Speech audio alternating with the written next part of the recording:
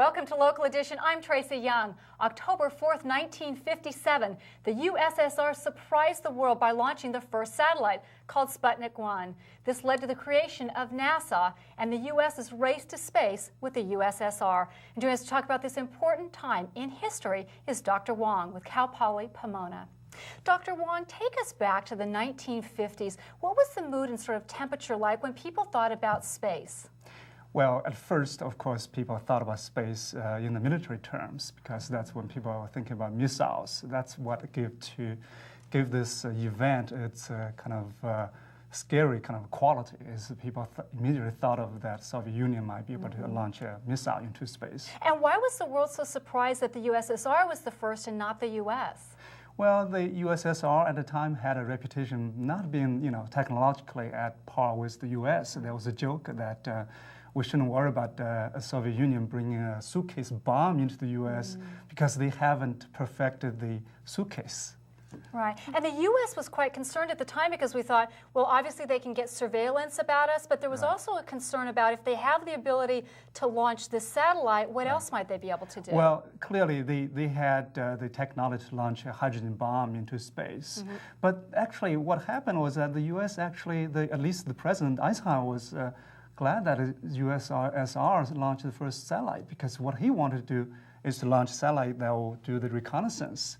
But he was afraid that the Soviet would object to the U.S. doing that. So now the Soviet Union actually did the first, so we can launch our reconnaissance satellite. And it helped satellite. the American people also get behind his philosophy and policy then too?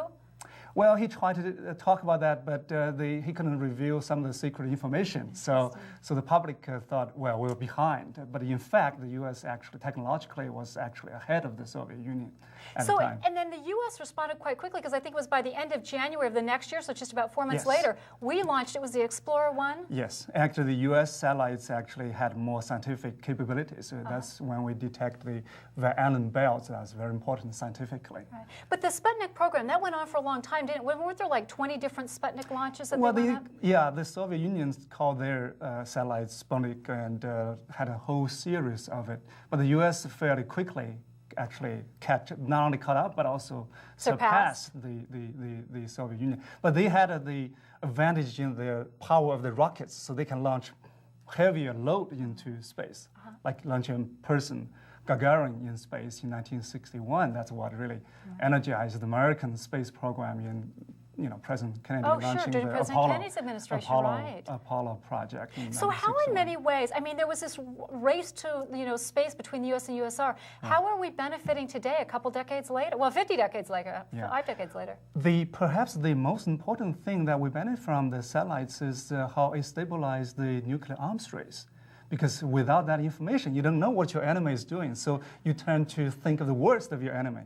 So that actually had a great stabilizing effect. In the civilian area, it also helped us to develop all those technology, global positioning systems. Our cell phones, the internet. Exactly. All that had a lot to do with satellites. So what do you think the next chapter? We just saw the Endeavour. Thank goodness it both not only took off, but it landed safely. Exactly. What do we think the next phase in space technology is going to be? I think there's great debate over the next phase. The current administration, the George Bush administration, is betting on a man in space, so spending most of the energy and resources into man in space. But I think a lot of scientists would like us to actually go into robotic exploration, like JPL's Mars rover program that's so popular. So I think that there's a myth that you only get public support if you put man in space. Look at the rover. I mean, we get so much public attention and interest. So I think there's great debate coming up. I would think that, well, two things. One is they can stay up indefinitely, right, like the rover's doing. The other thing is you don't have to worry about the loss of life.